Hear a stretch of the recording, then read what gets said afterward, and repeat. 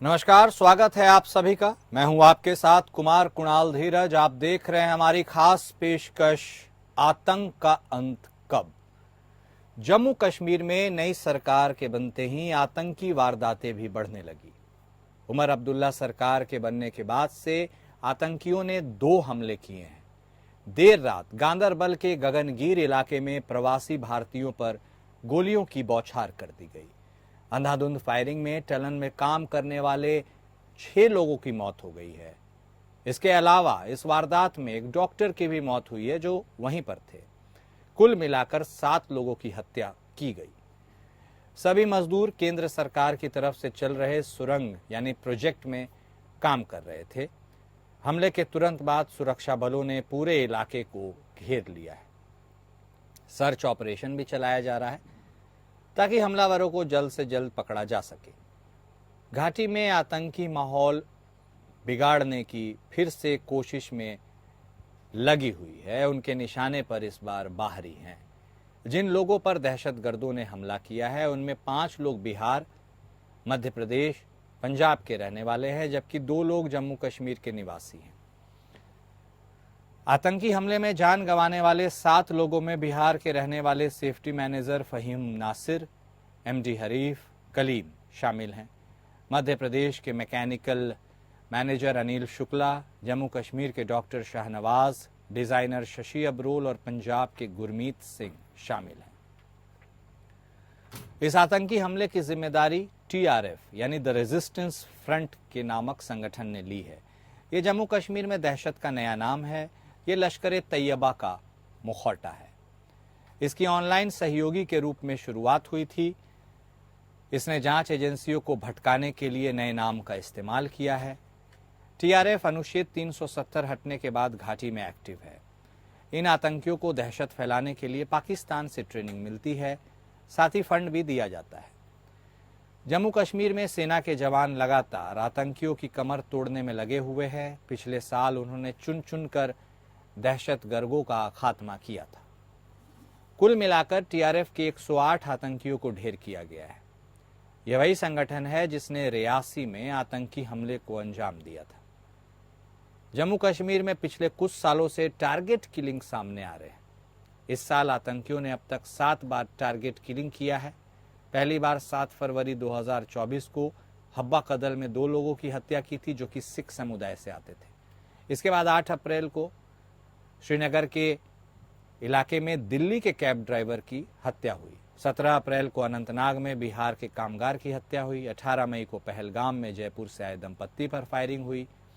18 मई को शोपिया में बीजेपी नेता को मौत को घाट उतार दिया गया। 16 अक्टूबर को शोपिया में ही गैर स्थानीय युवक की गोली मारकर जान ले ली गई और बीते दिन 20 अक्टूबर को गांदरबल में 7 लोगों की हत्या की गई। इसमें 5 लोग फिलहाल अभी भी गंभीर रूप से घायल हैं।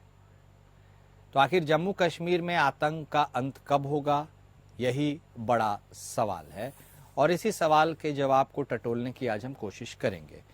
सोनमर्ग टनल यानी सोनमर्ग में जो सुरंग बन रहा था, ये केंद्रीय सरकार की तरफ से चलाई जा रही एक प्रोजेक्ट थी। इसमें जो गांदरबल जिले में आता है, यहाँ पर अटैक हुआ था। यह अटैक तब हुआ जब टनल से काम करके जो मजदूर हैं, जो कामगार हैं, वो वापस अपने कैंप लौट रहे थे। वहीं पर यह वारदात को अंजाम दिया गया। कुल 7 लोगों की जान चली गई। 6 लोग इसमें से प्रवासी भारतीय बताए जा रहे हैं और एक व्यक्ति जो उसमें से था वो डॉक्टर बताया जा रहा है, जो भी संभवतः उसी कैंप में उन लोगों के साथ मौजूद था। 2 अन्य लोग भी बताए जा रहे हैं जो कश्मीर से ताल्लुक रखते हैं। एक डॉक्टर तो उन्हीं से, वही जगह से आते हैं।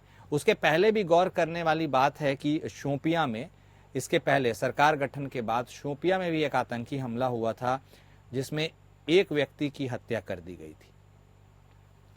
तो आतंकी वारदात जम्मू कश्मीर में थमने का नाम नहीं ले रहा। ये पहली दफा नहीं है। जम्मू कश्मीर लगातार से आतंकवादी संगठनों का हॉटबेड बना रहता है।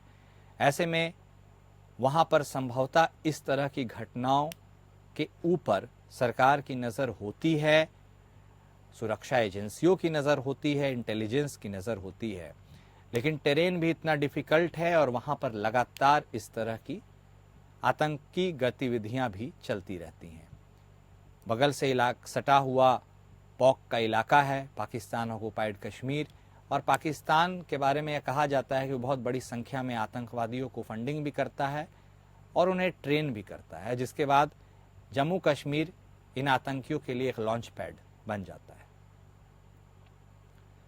इस बार जिस संगठन ने इसकी जिम्मेदारी ली है उसका नाम है TRF, यानी द रेजिस्टेंस फ्रंट। ये लश्कर तैयबा का ही एक संगठन है, सहयोगी है, जिसने इस बार इसकी जिम्मेदारी ली है। एक मुखौटा के तौर पर भी इसने इस नए नाम का चयन किया है ताकि यह लोगों के लिए लाइमलाइट में कम आ सके। लेकिन आतंक का अंत कब होगा? जम्मू कश्मीर में नई सरकार का गठन भी हो गया है। नेशनल कॉन्फ्रेंस के मुख्यमंत्री के रूप में, जम्मू कश्मीर के मुख्यमंत्री के रूप में उमर अब्दुल्ला ने शपथ भी ले लिया है। पूर्ण राज्य के दर्जे की बात भी जारी है। ऐसे में अब यह जो आतंकी हमले हैं यह अब टारगेट किलिंग की ओर बढ़ चुके हैं। धारा 370 के एब्रोगेशन के बाद बाहर से जो आए हुए लोग होते हैं वो खास तौर पर आतंकियों के निशाने पर हैं। बहुत बड़ी संख्या में, आपको बता दें, चूंकि जम्मू कश्मीर में डेवलपमेंटल प्रोजेक्ट्स भी चल रहे हैं, ऐसे में बहुत बड़ी संख्या में बाहर से मजदूर वहां आते हैं काम करने के लिए और उनको खास तौर पर निशाना बनाया जा रहा है।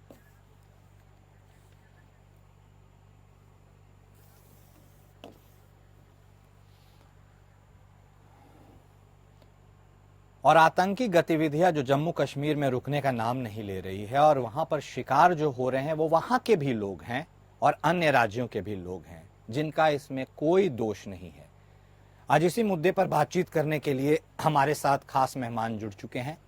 हमारे साथ बीजेपी के तरफ से शांत प्रकाश जाटव साहब जुटे हैं, वहीं हमारे साथ AK जैन साहब भी जुड़ चुके हैं, पूर्व DGP, और हमारे साथ MA मलिक साहब भी जुड़ चुके हैं नेशनल कॉन्फ्रेंस की तरफ से बतौर प्रवक्ता। आप सभी मेहमान का स्वागत है। सबसे पहला सवाल नेशनल कॉन्फ्रेंस के प्रवक्ता से ही करेंगे। MA मलिक साहब, आपसे ही करेंगे। चूंकि आप सरकार में आ चुके हैं, उमर अब्दुल्ला ने कमान संभाल ली है, सवाल आपके सरकार से पूछे जाते हैं, लेकिन वह इसलिए भी चुनौतीपूर्ण हो जाता है कि आपके पास पूर्ण राज्य का दर्जा नहीं है। ऐसे में आपकी क्या मजबूरियां हैं और यह जो आतंकी घटना हुआ है जिसे अंजाम दिया गया है, टारगेट किलिंग की ओर भी इशारा किया जा रहा है, इसके लिए आपकी पहली प्रतिक्रिया मलिक साहब। देखिए सर, ये समय इस टाइम बड़ा दुख का समय है। इस टाइम न इल्जाम तराशी का वक्त है और न किसी पे सवाल थोपने का वक्त है।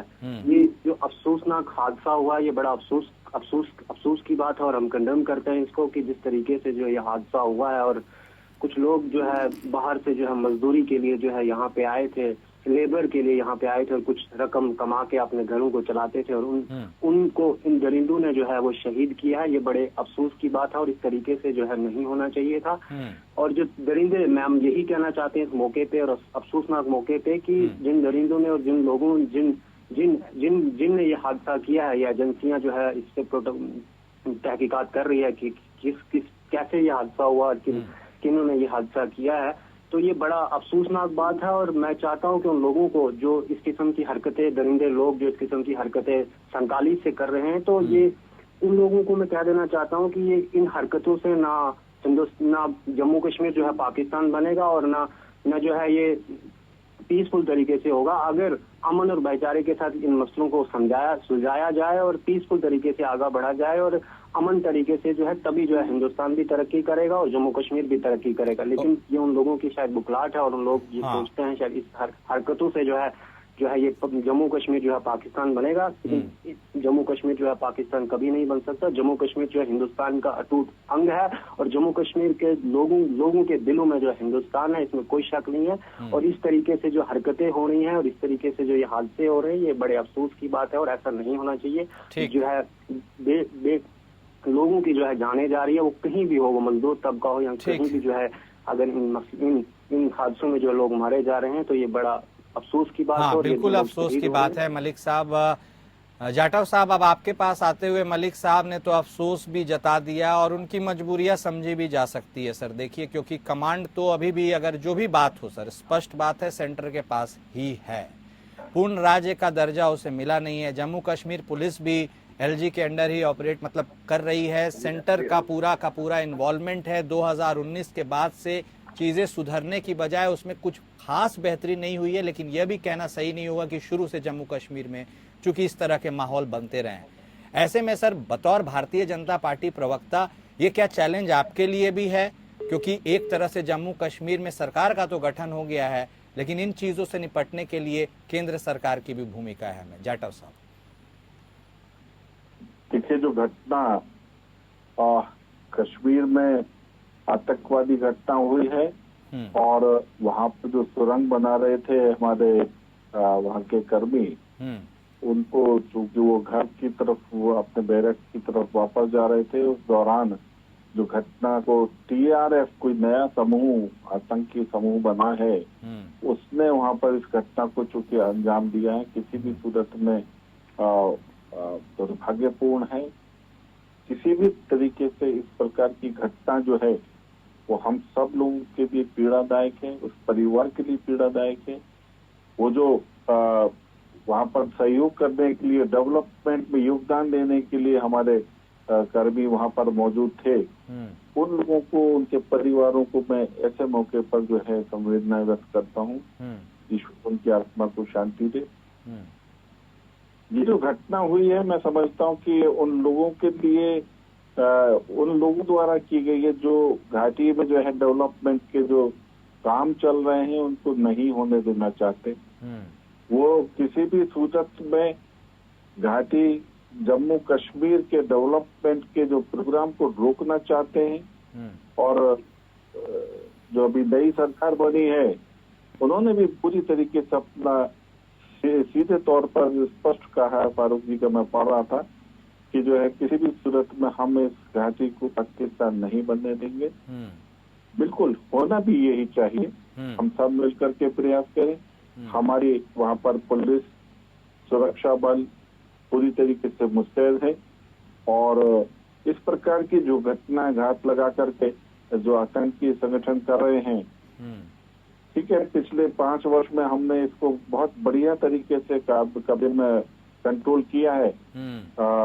आने वाले समय में ये भी, इस प्रकार की घटनाएं भी मैं समझता हूँ कि उस पर भी कंट्रोल होगा और इस प्रकार के जो समूह काम कर रहे हैं उस पर निगरानी भी रह पाएगी और सभी मिलकर के इस आतंकी जो वहाँ की गतिविधियां उन पर कंट्रोल कर पाएंगे। ओके, यहाँ पर ये बात है ना, आपने कहा कि ये पूर्ण राज्य का दर्जा नहीं है।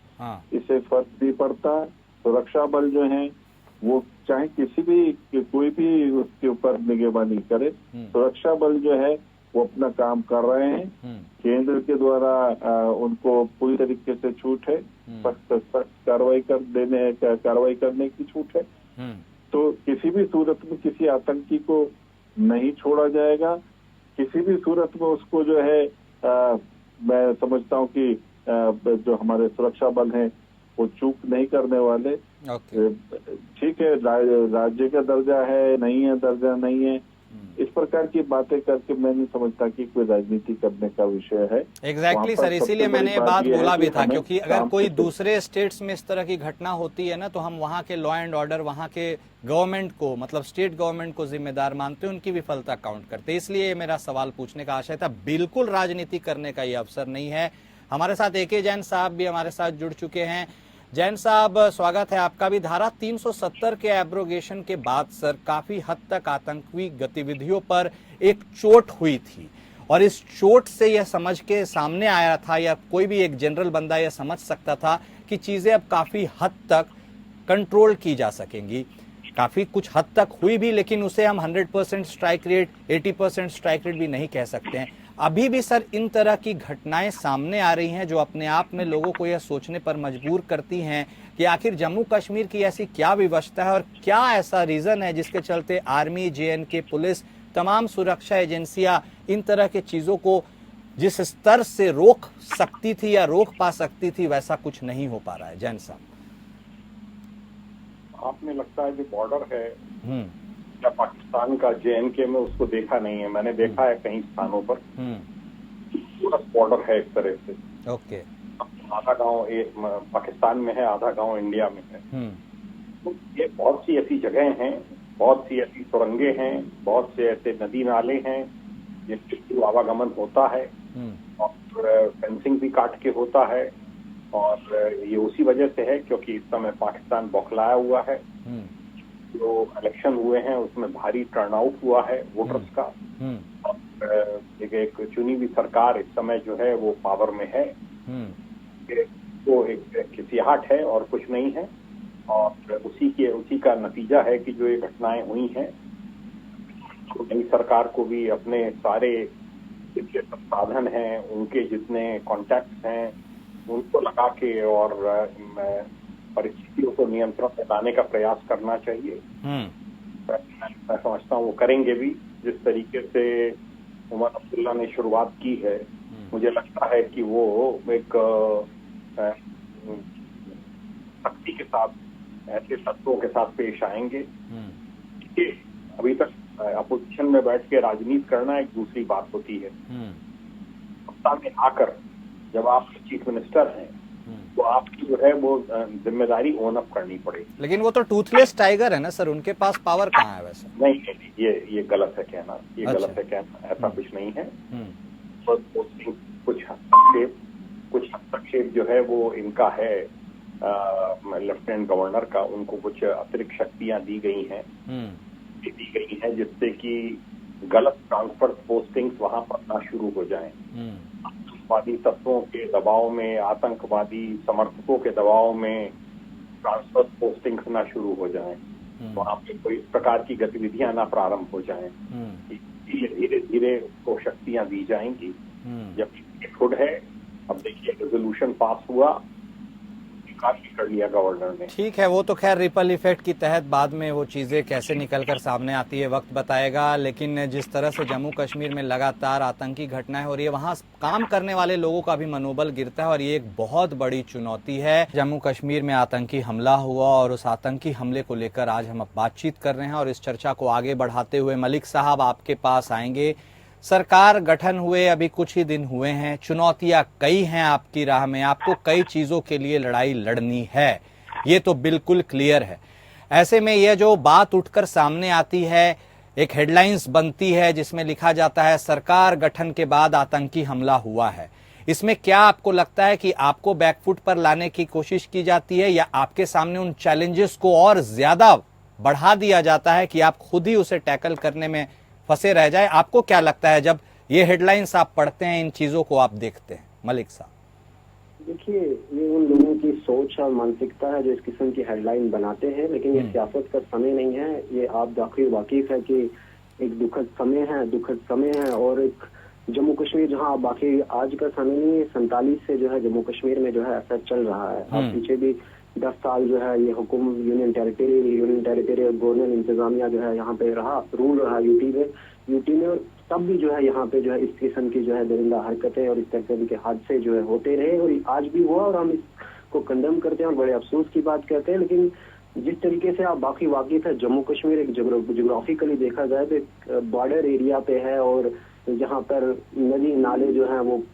दूसरे मुल्क के लिए पाकिस्तान की आवाज जो है कहीं नदी नाले जो है जुड़ते हैं। तो हम चाहते हैं कि इस तरीके से जो है सरकार को जो है जम्मू कश्मीर के अंदर जो है एक यूनियन टेरिटरी में किस तरीके से जो है सरकार पे कितनी पावर रहती है वो आप भी बाकी वाकिफ है। तो हम चाहते हैं कि वो उन्हें जो है एक पूर्ण दर्जा, एक जो स्टेट का दर्जा जो वापस दी जाए, वेलफेयर स्टेट दिए जाए, जम्मू कश्मीर एक वेलफेयर स्टेट दी जाए और यहाँ की जो हुकूमत है, जहाँ के लोगों ने जो है एक मैंडेट दिया, वो उनकी उम्मीदों पे खरा उतरे और इस तरीके से जो हरकतें हुई है और उनको जो है वो रोक सके। बाकी ये समय जो है सियासत करने का नहीं है और न सवाल करने का है। मैं आपसे पहले कह चुका, बस मैं यही कहूंगा, मैं यही आपके चैनल के माध्यम से हम छोटे दिमाग दर्द दिल से और छोटे दिल से यही कहूंगा कि वो दोनों मुल्कों की, वो हिंदुस्तान की हुकूमत हो या पाकिस्तान की, इन दोनों मुल्कों को कहीं न कहीं जो है बातचीत करनी चाहिए और कहीं न कहीं फ्रेंडली रिलेशन, एक पॉलिटिकल रिलेशन जो है ढूंढना चाहिए, तभी जाके जो है ये हादसे रुक सकेंगे। न तो आज वहाँ जो है 10 मरे, कल वहाँ मरेंगे तो कहीं न कहीं ये जाने जाएंगे और बड़ा अफसोस दर्द होगा और ये बड़े अफसोस की बात है और बेजान लोगों की जो है जाने जा रही है। इस तरीके से इसको रोकने के लिए कहीं न कहीं जो पॉलिटिकल पर्सनैलिटीज है तो उनको कहीं न कहीं इन पे बात करनी पड़ेगी और एक हल निकालना पड़ेगा, न तो इस तरीके से अगर चलता रहेगा तो ये 47 से चलता रहता और आज तक भी चलता रहा। आज भी ये हादसा हुआ है। हम इस पे यही कहेंगे कि बड़े अफसोस की बात है और ऐसा नहीं होना चाहिए। ठीक है। और सेंटर की हुकूमत से यही करेंगे कि आप जम्मू कश्मीर को जो है स्टेटहुड का दर्जा जो है जल्दी बहाल कीजिए। नहीं ठीक है, फुल स्टेटहुड के लिए तो आपके कैबिनेट की पहली मीटिंग में आपने वो रेजोल्यूशन पास कर ही दिया है। अब मिनट्स जाएंगे एलजी साहब के पास। हाँ, लेफ्टिनेंट गवर्नर साहब ने भी उन्हें ग्रीन सिग्नल देके जो है दिल्ली भेजा है और हमें उम्मीद है दिल्ली जो है इस पे जल्द जो बड़ा दिल रख के जो है जम्मू कश्मीर को जो है स्टेटहुड का दर्जा जो है वापिस देगी। ओके, फुल स्टेटहुड की आपने बात की तो फुल स्टेटहुड के ही दायरे में हम आगे बढ़ते हैं। जाटव साहब आपके पास आते हैं। सर, फुल स्टेटहुड की मांग ये तो कर रहे हैं और रिजोल्यूशन पास करके आगे फॉरवर्ड भी कर दिया गया है, लेकिन अब मुझे कंसर्न उस बात से है कि 2019 के बाद ही तो स्टेटहुड छिटा था। 2019 के पहले तो वहां पर पूर्ण राज्य ही काम करती थी। यदि स्टेटहुड मिल करके भी कुछ भला हो ही जाता वो बात अलग है, लेकिन पहले भी तो पूर्ण राज्य के दर्जे में सरकारें चली है, लेकिन जम्मू कश्मीर की फिजा में आतंकी गतिविधि तो यूं ही तैरती रही है। तो ये स्टेटहुड वाला जो फैक्टर है वो कितना चलेगा आपको लगता है? अभी एससीओ समिट में जयशंकर साहब भी गए, हम स्वैग के साथ सर एंट्री किए थे, हमने एक पहचान बनाने की कोशिश की कि भारत पीछे नहीं हटेगा, लेकिन उसके बाद भी सर रिजल्टेंट जो निकल कर सामने आ रहा है, पाकिस्तान अपनी हरकतों से बाज नहीं आता है। ऐसे में इस पूरी चीजों को कैसे कोई टैकल करेगा जाटव साहब? देखिए, जो स्थिति 2019 से पहले जम्मू कश्मीर में थी उससे पूरा देश ही नहीं पूरा विश्व वाकिफ है। हाँ, उससे भी कोई ज्यादा फर्क पड़ा नहीं था, सही कह रहे हैं आप। हाँ, और उसके पीछे कारण क्या थे ये भी हमें अच्छी तरीके से पता है। इनफैक्ट क्या है कि जो कारण थे उनके निवारण और निवारण के बाद में अब उसका इलाज जो है जब तक पूरी तरीके से नहीं हो जाता तो जिसने उसको ट्रीटमेंट किया है उस सरकार को वहाँ पर पूरी आजादी के साथ में काम करना होगा। ठीक है, यूनियन टेरिटरी बना करके हम वहाँ पर काम कर रहे हैं। लेफ्टिनेंट गवर्नर जो है वहाँ के सारी व्यवस्थाओं के ऊपर पूरी निगरानी रखे हुए हैं। वहाँ पर जो अभी सरकार जो काम कर रही है उमर अब्दुल्ला जी के नेतृत्व में, उन्हें पूरी तरीके से छूट है। किसी भी प्रकार के उनके अच्छे सजेशन हैं वो पूरी तरीके से माने जा रहे हैं। और सबसे पहला जो उनकी कैबिनेट ने जो मसला रखा कि पूर्ण राज्य का दर्जा होना चाहिए, तो एक पल नहीं लगा लेफ्टिनेंट गवर्नर ने उसके ऊपर एक्शन लेने में। तो इससे साफ मंशा जाहिर होती है कि किसी भी सूरत में अच्छे तरीके से अगर डेवलपमेंट के अलावा जो भी अच्छे सुझाव और काम की आवश्यकता है वो प्रदेश जो वहाँ पर लेफ्टिनेंट गवर्नर है वो करेंगे। अब कब उसको पूर्ण दर्जा मिलेगा? पूर्ण दर्जा मिलेगा, डेफिनेटली मिलेगा, मगर उससे पहले जो अभी जो ट्रीटमेंट हुआ है उसको पूरी तरीके से ट्रीट कर दिया जाए। इस प्रकार की छोटी-मोटी घटनाएं जो हो रही हैं, ठीक है, छोट-मोट तो नहीं कहा जाएगा, इसमें हताहत हुए हैं लोग, मारे गए हैं, तो ये घटना बड़ी है। तो इस प्रकार की घटना और जो दुश्मन जो जम्मू कश्मीर का जो दुश्मन है वो चाहे कहीं पे भी बैठा हुआ है, जम्मू कश्मीर में है या बाहर से ट्रेनिंग लेकर के आ रहा है, उसको पकड़ना और उसको सजा देना और किसी भी सूरत में खत्म कर देना, ये जब तक पूर्ण नहीं हो जाता तब तक मैं समझता हूँ कि केंद्र सरकार जो है वो सब चीज पर निगरानी भी रखेगी और एक्शन भी देगी। बिल्कुल सर। तो हाँ, बिल्कुल। और जो है पूरी तरीके से मैं मान करके चल रहा हूँ कि फारूक अब्दुल्ला या अब्दुल्ला परिवार की तीसरी पीढ़ी वहाँ पर शासन कर रही है, तो वो बहुत अच्छी तरह समझती भी है कि कहाँ पर किस प्रकार से कब क्या होना है, उन्हें अच्छी तरीके से है। तो केंद्र सरकार तो पूरी निगरानी में रखे हुए हैं, केंद्र की हमारी सुरक्षा बल भी पूरी निगरानी रखे हुए हैं। ठीक। और सब मिलकर के कश्मीर में ये जो घटनाएं हो रही है उसको मिलकर के हम सब जो है ना उसमें लड़ाई और खूबसूरत वैली बनाएं। ठीक है, और वो लड़ाई तो बदस्तूर कई सालों से जारी है। आपने डेवलपमेंटल प्रोजेक्ट्स की बात की। अब जैन साहब आप ही से सवाल है, डेवलपमेंटल प्रोजेक्ट्स तो खैर तभी प्रॉस्पर करेंगे जब एटमॉस्फेयर उतना कंड्यूसिव होगा, और ऐसे में इस एटमॉस्फेयर को प्रॉपरली रिस्टोर करने के लिए एक ऐसा एनवायरनमेंट बनाने के लिए कि चीजें डेवलप कर सके, ये भी अपने आप में चुनौती है। लेकिन जैन साहब आपको नहीं लगता है, पहले भी मिलिटेंसी वहां पर थी, लेकिन मिलिटेंसी आर्मी तक ज्यादा सीमित रहती थी। आपने टेरेन की बात की, बिल्कुल वाजिब सी बात है। अब सर ये टारगेट किलिंग का एक नया चालू हुआ है, एक सिस्टम, ऐसे में सर क्या आपको लगता है कि अब जो बाहर से लोग वहां पर जा रहे हैं, काम कर रहे हैं, उनके अंदर जो भय का माहौल है, उनके मन में जो डर है, उससे कैसे निपटेंगे? और सर ये जो पूरी स्थिति है जो हम लगातार रिस्टोर करने की कोशिश कर पा रहे हैं, ये कितना बड़ा चैलेंज है जैन साहब? बहुत बड़ा चैलेंज, मामूली चैलेंज। पहले क्या हालात थे, कितनी पत्थरबाजी होती थी, क्या क्या घटनाएं नहीं होती थी JNK में, हमने आपने सबने देखी है। लगा वहाँ पे टेररिस्ट नहीं होते थे। ठीक है, ये टारगेटेड किलिंग इसलिए की जा रही है जिससे कि बाहरी मजदूर भाग जाएं। जो बड़े बड़े प्रोजेक्ट बने हैं, टनल्स बन रही हैं, सड़कें बन रही हैं और वहाँ पर इंफ्रास्ट्रक्चर के प्रोजेक्ट आ रहे हैं, उनको उनमें विलंब हो सके, ये प्रयास है। ये वहीं पाकिस्तान समर्थक सब आतंकवादी हैं जो वहाँ की ISI का, पाक आर्मी का उनको समर्थन है। एक तरीके से छद्म युद्ध वो चला रहे हैं और की समझ में आए ऐसा नहीं है कि इसका कोई लाभ नहीं होने वाला है। और धीरे धीरे हालात सुधरेंगे, मेरा मानना है। उधर अब वहाँ पे फोर्स बढ़ा दी गई है, सेंट्रल फोर्स गई है, आर्मी गई है और अब ऑल आउट चल रहा है। उसमें सब एरियाज हैं, हाइड आउट्स हैं, उनको फ्लश आउट जा रहा है। मैं समझता हूँ तक मिलेगी, मारे जाएं और बॉर्डर पर भी सख्ती होगी। बॉर्डर पे पार करने में आपने देखा है प्रयास में कई टेररिस्ट मारे गए हैं। तो हर तरफ से सख्ती करनी होगी। JNK एक बहुत बड़ा चैलेंज है देश के लिए और जो भी रूलिंग पार्टी है, सपोर्टिंग पार्टी कांग्रेस है, उन सबको बजाय इसकी की राजनीति करके उनको अपने कोई जगह सक्षम बनाना होगा कि वो किस तरीके से चुनौतियों से निपट सके। बिल्कुल।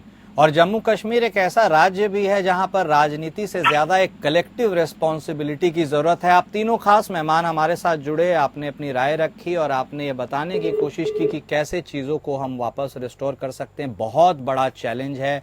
आतंकी गतिविधियां भी लगातार जम्मू कश्मीर में पैर पसारती रही हैं और अभी भी पसार रही हैं।